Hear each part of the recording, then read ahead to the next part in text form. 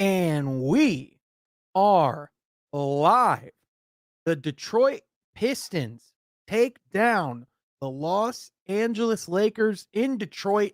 The first home win on the season for the Pistons. The second win in the past 2 days for the Pistons as well, as they take down Los Angeles 115 to 103. The guys that were standout stars for this game, who else for Detroit but Cade Cunningham and Cade and Ivey? They combined for 43 points. Cade Cunningham had a triple-double off of 17 points, 11 rebounds, 11 assists per FanDuel Sports Network. He is the sixth Piston to ever have 3+ triple-doubles. So, hey, not bad for his third season in. That's pretty good. And on top of that, I think the thing that really stood out was just the play of Cade and Ivey tonight, was just his quality of basketball that he was putting on display. I have Steve that wants to join and talk about this game, so I am sending Steve a link right now. But to me, the thing, there's a lot of things to discuss in the game. I want to get Steve's thoughts as soon as he gets in here.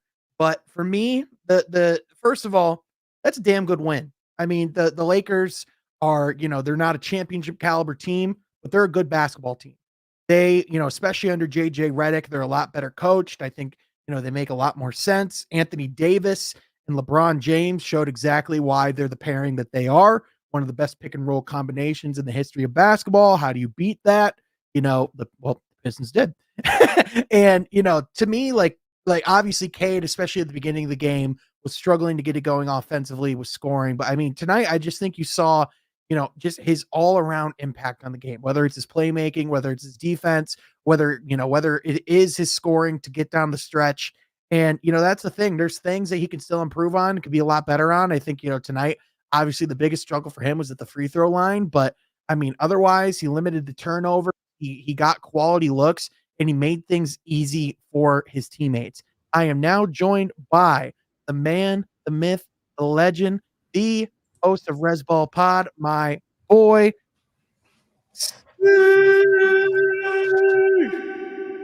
Steve. Thank you so much for reaching out and wanting to hop on. How are you doing? Amazing. Anytime the Pistons can beat the Lakers, it's a great day. They could lose every other game and beat the Lakers, and I'm completely happy with that. But that's just me growing up in the heart of Laker country as well. So, Yep. man, Cade triple-double, Ivy coming up in the clutch, a lot of good. No doubt, no doubt. And, that you mentioned it. Anytime you could beat the Lakers is a good time. But on top of that, for the Pistons to chain together, 2 pretty decent wins in the last 2 days, certainly not the prettiest basketball at all times. I would say today was probably a cleaner, better all around performance than in Brooklyn yesterday. But, I think, when you just look from top to bottom, I know that, it was a little bit of a rough start out the gate with going 1-5. But, I think when you look at the quality of competition, and now that the Pistons are playing teams, that are not expected to be contending for an NBA championship, they seem more competitive. So, to me, I think the standout guy, it just continues to be, just Jaden Ivey's performance and just how confident he's gotten as a scorer. He didn't shoot many threes tonight, Steve, but the one that he did at the end when LeBron chose to help on Cade, that was as big of a shot as you can hit in this league. And, just even though the Pistons, they sure at points tried to let the Lakers come back into this one. They got down to as close as within 5 in the fourth quarter there. It was the play of Ivy. It was the play of Cade. It was, they're starting to learn how to finish out games, which was a massive problem for this squad over the last couple of years. Yeah, for sure. And just letting them take over and still having shooters there that people respect, like Timmy. I kind of gave Timmy a hard time, but tonight, man, he was just on fire. It's one of those nights where you just let him shoot everything that he can get his hands on. Mm-hmm. And with Cade and Ivy too, they really attacked the paint. It seemed like they understand that Braun and AD never really come off the court. And by the fourth quarter, those legs get heavy. 58 points in the paint, according to the game chart for the Pistons tonight. So they really attacked. Even Ron Holland made appearances. He's still trying to shoot from 3, but then he had 2 really good buckets in the fourth, I thought, where when he attacked AD and got the foul calls. Yep. And the other one where he shook Reeves, I think it was, and made the layup. Like, it was clear, attack the rack, man. The thing that I love about Ron Holland, by the way, is you could tell that he was not going for a foul there. Like, I think he was trying to yam it on Anthony Davis, and I think that was like a reality check of, oh wait, no, that guy's pretty hard to posterize. It's almost impossible. So, I just he doesn't care who is at the basket. I mean, granted, a lot of rookies are like that, but I mean, his attitude, along with, like you said, the 3-point shot is not quite there yet. We'll see with Fred Vinson working with him over time how that develops as the season goes on, but just his fundamentals on the defensive side of the ball. He led the team with 2 steals tonight. He brings consistent energy, but on top of that, he's just, for a rookie, he's been really reliable. And, especially when you can get a guy in the top 5 that's willing to come in right away and do the little things and contribute in the ways, that aren't going to be sexy on the stat sheets. I'm thoroughly impressed with Ron Holland thus far. Yeah, I know Special K and George mentioned, I think it's in like second or third quarter, he had like 8 points in like 9 minutes, something like that, where he just did some quick things and put it all together. And like, how many rookies can stand eye to eye with LeBron and hang athletically? Not many, right? I do like how in the fourth, though, that Ron picked up Bron and Cade comes up behind him, gives him a little slap on the behind, and was like, no, it's my turn. And Cade's defense on LeBron was really like the highlight of the game for me, because I'm a sicko like that. I mean, we're Detroit fans. If you don't like defense, and I don't know what you're doing, but Bron really had trouble backing Cade down. It's like he got him where he thought he wanted him, and then just couldn't hit the turnarounds. And Cade's a lot stronger than he looks. I think there's dudes in the league that still don't understand. Like, yeah, he's got a strong lower base. Oh yeah, I mean, there was that shot he had in the mid range where he just moved Rui Hachimura, like, and got to his spot wherever he wanted. Rui Hachimura is not a small guy. That's like one of the more stout wing defenders as far as his strength and, presence in the league. So, and shout out Stu blocking LeBron twice. And he had to feel inside like he was doing backflips and cartwheels and stuff, man. Yep. Just a fantastic performance, from Stu tonight. One thing that's interesting to note, Isaiah Stewart did technically have more playing time than Jalen Duren. So, that's one thing. If you haven't seen our podcast, actually, Steve was on the podcast this last week. So if you have not watched that yet, be sure you go give it a watch. We have a lot of really good conversations just about where the team is at. We recorded it, I believe, right before the Philly game, or it was after the fourth game. Okay. Yep. So they were 0-4 at the time, but nonetheless, it was, I still think that a lot of the conversations apply to today. And, although you look at this performance, and I think in a lot of ways, this was a better game for Jalen Duren. And, I'd say the last couple of days, things are starting, to come together a little bit more for him, especially, the big thing for him is, if he's not defending well and he's not rebounding, that's just really tough. But, it seems like he's really starting to get more comfortable and getting more of that presence. I think it's important to remember, I mean, this is his third coach in as many seasons, and he's adjusting just as much as anybody. So, I think still want to give him a little bit of time, but, I still think it is interesting to monitor just the fact that, they really are relying that heavily on Isaiah Stewart, to play defense for them on that level. Like, that's how valuable Stewart's been to this team, but also, just where Jalen Duren just needs to get better. Yeah. I mean, I'm getting sick of talking about how much I dislike Jalen Duren, because I on the one hand, I'm like, I want to give him the young guy thing. But as I said on the Reservoir pod, I'm retiring any young guy comments anymore, unless you're Ron Holland or Bobby Clement, the rookies on this team. Like 3 years is enough in my view to be like, okay, that's enough time to have NBA basics down. Right. With Duren, within the first 29 seconds of this game, he picked up 2 fouls. And it's just like, oh my gosh. And then he comes in the fourth within less than a minute of time. When he comes in the fourth, picks up 2 fouls again. Yep. I think the reffing tonight was a little bit suspect. Yeah. I was trying to find the right word and not curse. Dog. Yeah. On both sides. Yep. Like, I'd be mad if I were the Laker fans too. Like that Austin Reeves call, like where he was yelling at them and got the technical, I would have been mad too. Yeah. But even then, like Duren, it's inexcusable, like hitting AD in the face and thinking like they're not going to call. And the first 2 that he picked up were just, again, within 29 seconds to pick up 2 fouls. It all comes down to basketball IQ with Duren. I think, again, he has all the physical gifts to make it work, but there's always these things that keep him back. And if you're going to keep making those, like there has to be a legitimate conversation of like, yo, man, you're the backup now. Like you can't be doing those things. Yeah, for sure. And I definitely think you're seeing it in the playing time already. You're seeing them start to rely more and more on Isaiah Stewart, and rightfully so, by the way, because he's playing really good basketball. And he just that as much as that 3-point shot had some promise to it, and there was the whole idea of how can you get him to potentially space the floor. He's just one of those guys that belongs down below, like down low. He is an effort guy. He is a born and raised five, and that is just that is who he is. And so, just happy to see the season he's had thus far. You brought up, Tim Hardaway Jr., also another guy that had a pretty solid outing, was Tobias Harris. The thing with Tobias is the 3-point shot has looked terrible this season. Like it's just not falling down. But to Tobias's credit, he's still finding ways to impact the game outside of the 3-point shot. He's still getting, he's still really effective in the mid range. He's still, is able to get closer to the cup, take advantage of mismatches. He's a smart basketball player. He's a pro's pro.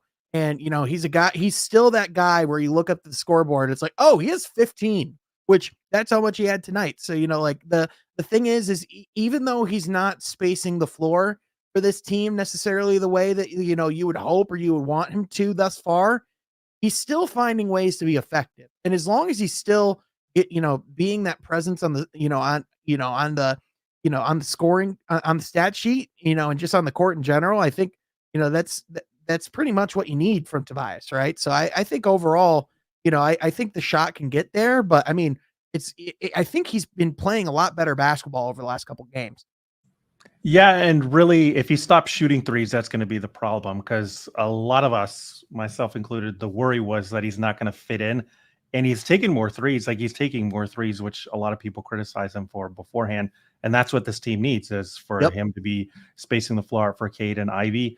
And man, he's just not making those corner threes. I feel like the corner Yeah. three is the thing. Like he missed about 3 of them tonight, if I remember correctly. Yep. It's just like, oh man, if he can just hit, 2 of those, 1 of those every game, it's going to open up a lot. So kudos to Yeah. Tobias for continuing to shoot. I think they're going to eventually fall. Like we've just seen, he's not this bad of a shooter.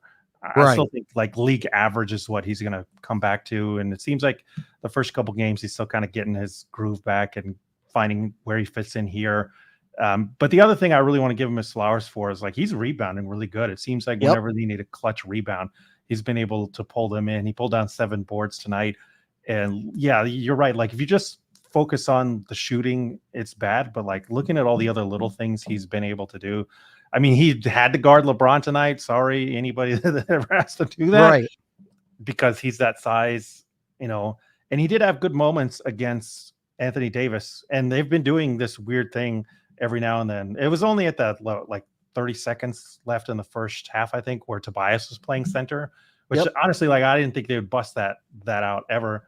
But it's a nice thing because he's been able to rebound. And when you have your centers in foul trouble and you're like, all right, let's just try something out. Again, Tobias doing all the little things and the shot's going to come around. I think he'll be fine with that.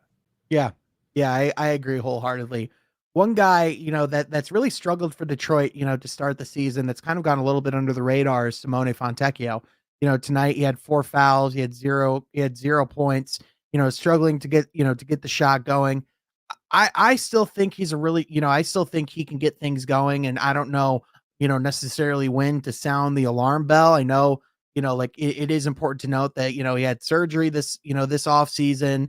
There was a lot, as far as that goes. So I'm not sure actually how much basketball he played this summer. So, he could be one of those guys where it just might take a little bit more time, for them to get going. But, I think Steve, another big thing, especially, with JB, making sure that Cade and Ivey are on the court pretty much at all times is, you're not necessarily having to be as reliant on your bench to bail you out or to have that much, that much of a significant impact. I mean, Ron Holland was their leading scorer off the bench tonight. Malik Beasley was 2 for 10, and it didn't matter. Yeah, man, Fontecchio, I really want to go to bat for. You would hope he works out 6'7", like 200, 209, Yep. somewhere in there. And the shot had looked good until this moment. I hate to be like the body language reader, type of thing, but it just seems like he's kind of, I don't know, in a funk per se. Only at 12 minutes. Somebody here in the comments pointed out Johnny Badman, 4 fouls, 0 points. I mean, yeah, there were a lot of fouls. The thing I really like about Fontecchio, though, is he's not afraid of contact. Yep. And he is one of those players that kind of does the cheap stuff, like trying to get foul calls on both ends, which, Yep. again, you live by or you die by. And so far, he's just been dying by it. The shot's going to fall, though, I think, with Fontecchio. Everything else come around. Somebody also here, I think Dante, or sorry, where are we at? I know somebody talked about getting Ron's minutes to go up and Tex to go down, Blade Nosewood. I think that actually is a good idea because Ron, it seems when you give him the ball, he can attack. And then Fontecchio turns into more the supplementary shooter. For me, Fontecchio, where I've been like, oh my gosh, is when he's dribbled the ball at all. Like, just stick to being a catch and shoot guy. And if you have Ron like initiating stuff and having the ball in his hands, then it makes the defense have to guard him differently instead of just leaving him wide open in the corner. Yeah. Yeah. And I mean, listen, Simone's like, he's a month away from turning 29. This is a guy that, even though it's, technically only his third year in the league, like this is a guy who's, been a pro for a while. So, any guy can go through a shooting rut. We've seen it, happen throughout the league. So, I think if there's anybody that I'm pretty confident can work through their ruts, it'd be a Malik Beasley. It would be a Simone Fontecchio, just because we do have a sample size of seeing them shoot at a high level. And it's not like it's like a fluke with Simone either. It's like, he's just and the looks they're getting too aren't bad looks. Right. Beasley for sure creates his own and gets clean looks. So that's just a thing too. I'm like, if it'd be one thing if they weren't getting clean looks and just not falling. So right. Yeah, I agree 100%. So, and the fact that they're able to do this, and put together a pretty solid, record through the first 8 games, like 3-5 without Asar Thompson, in the lineup is something that's pretty good as well. But I think, if you're just seeing if you're just wanting to talk about, like what the true effect is of the veterans thus far, I think you're starting to see it over the last, few games of just the fact that, obviously, there was that, there's those games where they, fell apart in the fourth quarter.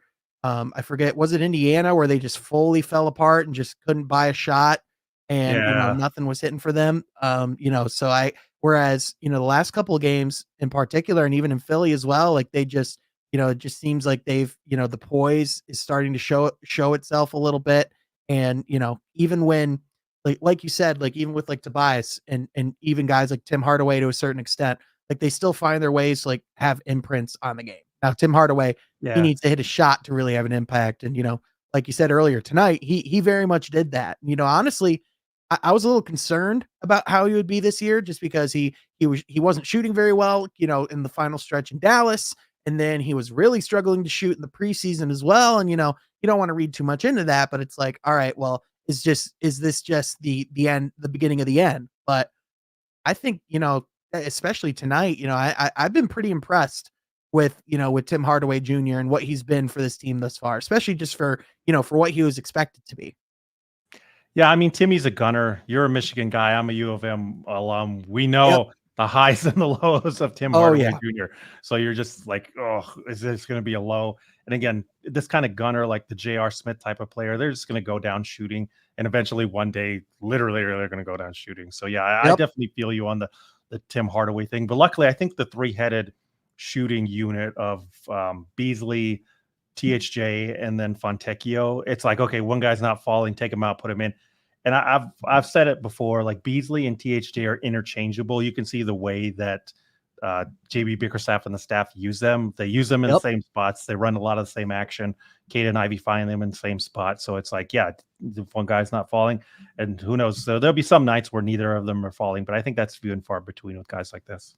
Do you think tonight is, going to be the footage that we show the sample of no, Cade and Ivy can play together? Like any worries about, those guys pairing? Like, do you think tonight is like a prime game that you can show, especially like down the stretch, some of those assists that Cade had to Ivy, the way that they're setting each other up? What do you think about that? No, as I said back in August, because we had a podcast called Cade and Ivy already do work together. It goes back to last season. Anytime they've Right. shot 5 or more threes, look at any of that film. It works really good. Oh man, I'm blanking on the game. where Cade was 4 of 7 from 3 and Ivy was 5 of 9. Do you remember what game that was? I'm not entirely sure. I'm blanking myself. Last Yeah. season's a blur. Well, I mean, this season, there was a game. Oh man, it's not the Philly game. I want to say it was the Heat game where Okay, they yep. both shot really well from 3. Yep. And even looking at that film, you look at everybody else and they just kind of fell off or things Mhm. didn't work out. And you're like, these two guys do work together. It's just the rest of the unit and the rest of the team hasn't really come together in the way that you want. I think just more film you have on these two, the more you see they understand each other's areas on the court. I mean, the Cade less lineups, like when Cade goes to the bench, we saw it in that third quarter. They only scored what, like 16 points or something like Yeah. that. It just slows down so much. And Ivy looks like a completely different player without Cade on the court. I mean, if he can't run past somebody, he kind of doesn't really know what to do. Still doesn't have that much wiggle, but when Cade is there, like, man, he's running around off screens and the defense has to guard him differently. And he's just a completely different animal. Well, it's almost like in, not to talk too much about football, but when the Lions are good, it's kind of hard to not have that on the brain a little bit. It's almost like in football when when you have like a really talented wide receiver and when he's facing up against the best corner every single night, might not necessarily do very well. But if he has someone that can take that matchup from him, like with what you're seeing with like the Jets with like Garrett Wilson and Devontae Adams, like now that Devontae's there, Garrett Wilson's just blowing up, like I think, when you look at Cade and Ivey, like you say, he's just, someone when you do have to kind of pick your poison, when you can't just hone in on him and blitz. And I think that's obviously what, I think that's the next evolution of Ivey's game. I think that's, in all honesty, that's probably the leap that he would need to make in order to be like an all-star caliber player. Right. But, I think, like you said, like when it is those situations when, Cade, and that's the other thing, it opens up Cade more as well, because it's like, if you overcommit to one, the other's going to get a good look. And especially when you have, when you have shooters like, like Tim Hardaway making shots, when you have a guy like Tobias, who's a relatively reliable scorer, when you have a guy like Jalen Duren that brings vertical spacing, it's like that instantly becomes a much more dangerous offense, especially when, when those guys are playing, at a high level. So, yeah, and if I can go to the defensive side of the ball too, again, Cade's yep. possessions on LeBron, where LeBron wasn't able to back him down and take advantage of him there. And then Ivy's just second effort and being able to run around and do more stuff. He had a nice block on Austin Reeves coming out of nowhere there. And he had a nice defensive play to end the fourth quarter where Austin Reeves tried to shoot that 3 to get him back into it. And Ivy's right there with him with a hand in his face and he can't get off a clean look. I think that's the other part of the equation that not enough people are talking about, is both of them are taking a step forward as defenders. I still don't think they're like one-on-one beasts that you want. Right. You don't want Cade guarding LeBron a lot of times there. You still need like a point of attack guy, like Patrick Beverly or somebody like that. Ideally, you would want. You got Ron and Asar already there, so they can be there, and then just better defensive play from center position, and you have a really good defense. Yeah, for sure. Interesting quote here from JB Bickerstaff, by the way, post game on Ivy's season thus far. Confidence does amazing things.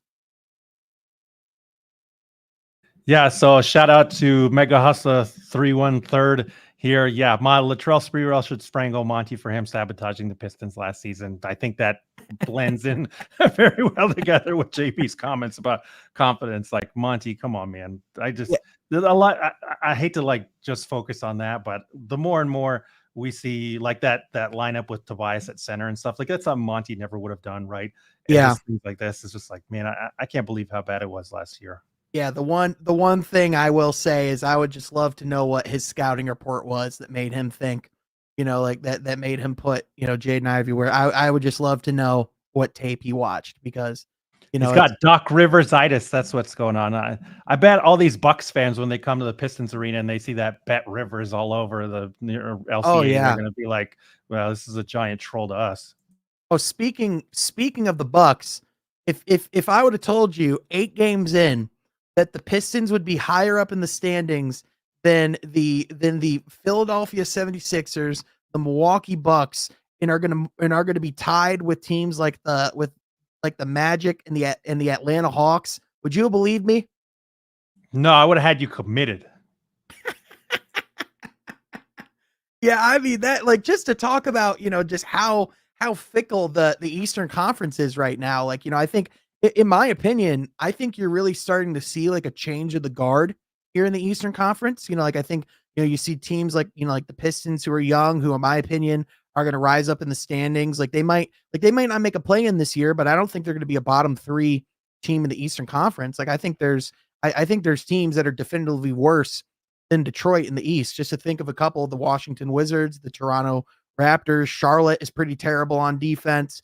But we'll see what happens. But nonetheless, like, just where things are changing here. And you look at the top, like Cleveland, I know Detroit lost to them bad, but Cleveland hasn't lost yet. Boston is the class of the league.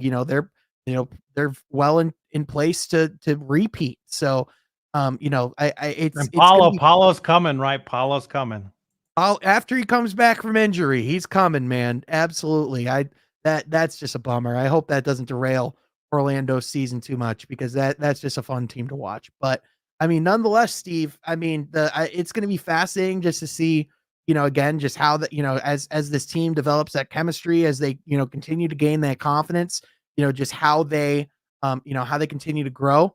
On Wednesday, they go on the road, they play Charlotte, which is kind of a trap game, in my opinion. They've always struggled for whatever reason in Charlotte. I don't know what it is, but they, it's a place where they've had a hard time of getting a win. Like I mentioned, curse of Jordan, they clamped him down in the 80s, and then you go to Mhm. UNC and they clamp us down. I mean, it's no secret that LaMelo Ball is a really, really dynamic player. If you let him get going, he's really talented. I think he can be pretty reckless with the basketball at times as well. Not really too scared of him as a defensive player. Brandon Miller is, I know he's a prospect that's a little polarizing. I know there's some Paul George light to him. What are your thoughts? Yeah, no, I'm not saying he's Paul. I emphasis on the light, on the light. Yeah, I mean, they might be my like least favorite NBA draft scouting team. I mean, I did not like LaMelo. I had to learn a hard lesson about LaMelo. It's one of the first like draft classes I've really looked at, just because of the motivation and stuff. But man, yeah, but he's definitely exhibit A in terms of point guards are born, they are not made. Like you just can't teach somebody to have that kind of core vision and natural ball handling and stuff, Yeah, just dynamic is the best word to use for him. But yeah, doesn't care about defense, obviously.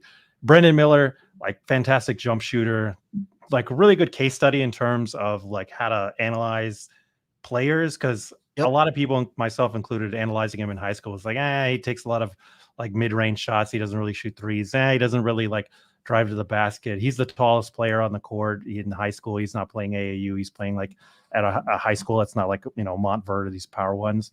Yep. But you realize like all those things come into play later. It's like, oh, you know what? The jumper can just scale out to 3, that size you can't teach, all that stuff, and being able to handle the ball at that size. A lot of that stuff's kind of being applied to Ace Bailey now too. So if anybody disses on Ace Bailey about that, tell him, you know what? I think Brandon Miller had that same thing. He wasn't as good of an athlete as Ace Bailey is too. So there's that alongside there.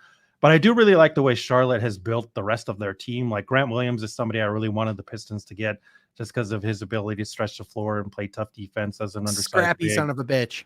Yeah, no other way to put it. That guy will scrap. We need somebody to take out Tatum too. Dang it!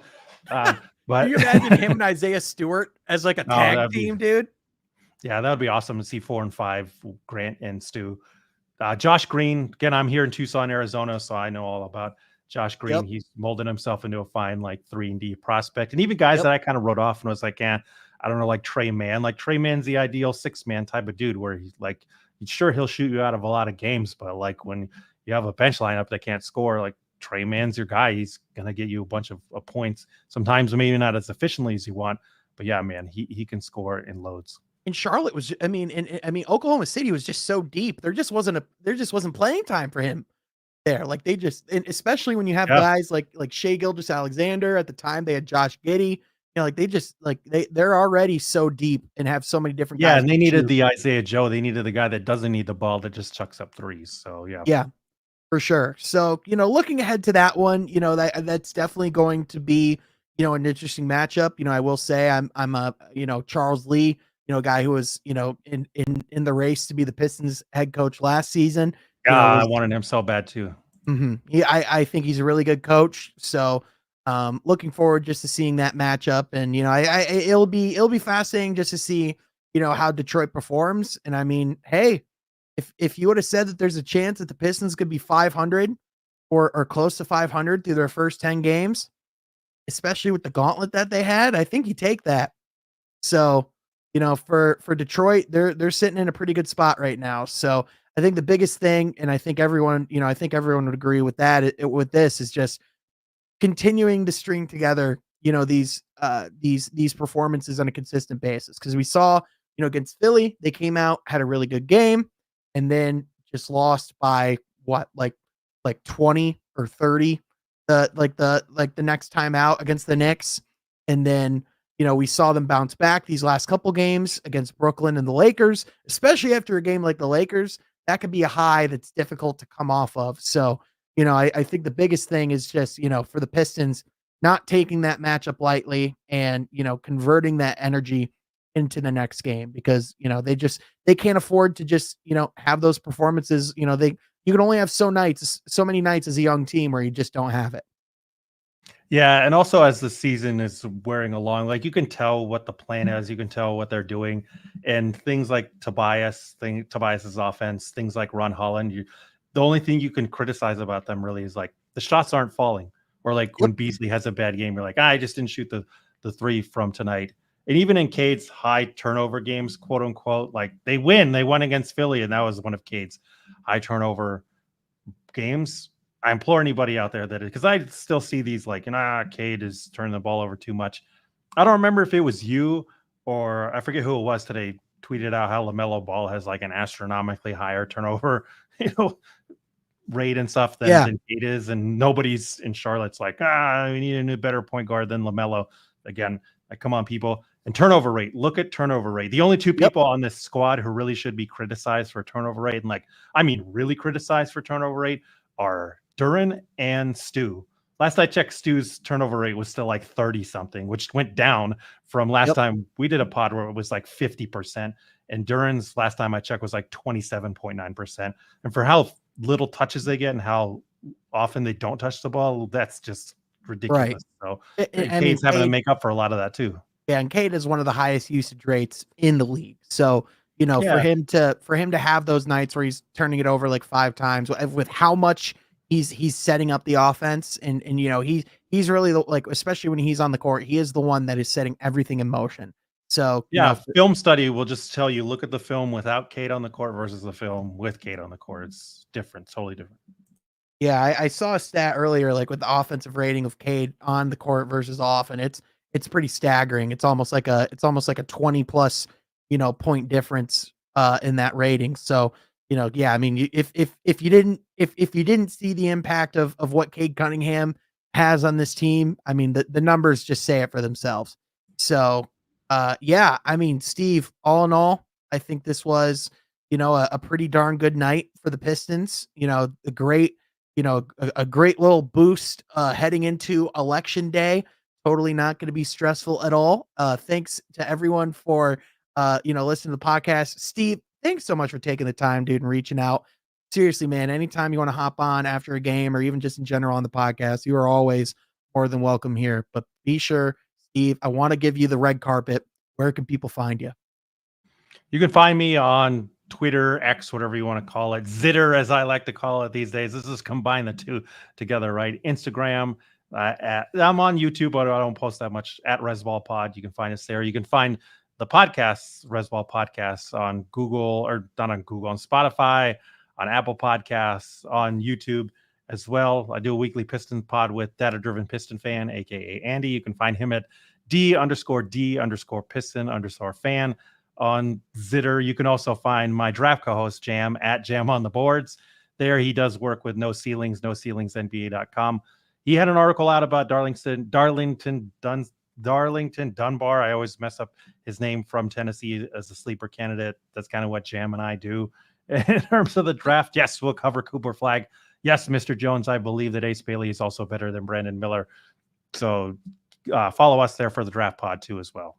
And Joe would have joined you tonight, but he's trying to see about his ballot being mailed in. But I told him, like, bro, you can't call him the landline. Joe, it's too late to call for an absentee ballot. You're not going to mail it in time. No, He was too busy scouting guys in Serbia. He's on the phone with Brad Holmes trying to help facilitate the Zadarius Smith move to Detroit. He's like, come on, He's bring trying him to find home. any pass rusher. Exactly, dude. Get Darko and pads at this point. But no, thank you. Thank you to everyone for tuning in. Be sure you like the podcast down below. Subscribe to the channel so you're not missing any of the content we have going on here. We'll catch you guys next time from Half Court. Be sure you subscribed.